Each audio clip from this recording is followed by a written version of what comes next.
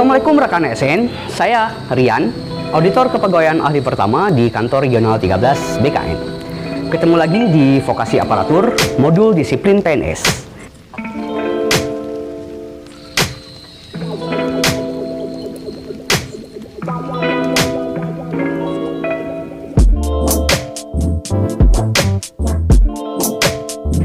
Pada episode sebelumnya, kita telah mempelajari tata cara penjatuhan hukuman disiplin tingkat 2.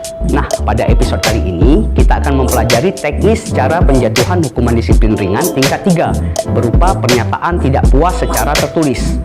Sebagai contoh, Ariel, seorang PNS dengan jabatan Kepala Bidang PDSK pada Kantor Regional 13 BKN, telah melanggar pasal 9 ayat 3 huruf C, yaitu bertindak semena-mena terhadap bawahan.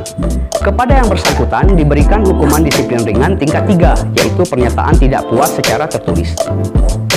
Sebagai atasan langsung, Ridwan yang merupakan Kepala Kantor Regional 13 BKN memiliki kewajiban untuk menjatuhkan hukuman disiplin ringan dengan tata cara berikut ini. Kepala Kantor Regional memanggil Ariel untuk melakukan klarifikasi melalui surat panggilan. Tentu saja ada dua skenario yang dapat terjadi.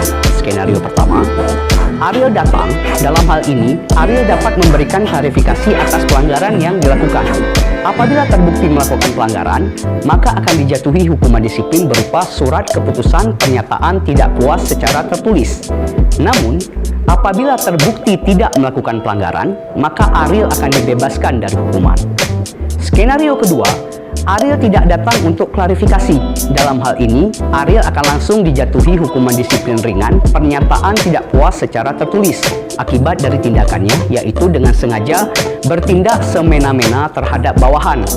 Hukuman diberikan dalam bentuk surat keputusan yang ditandatangani oleh atasan langsung, sebagaimana terlampir pada deskripsi video di bawah ini.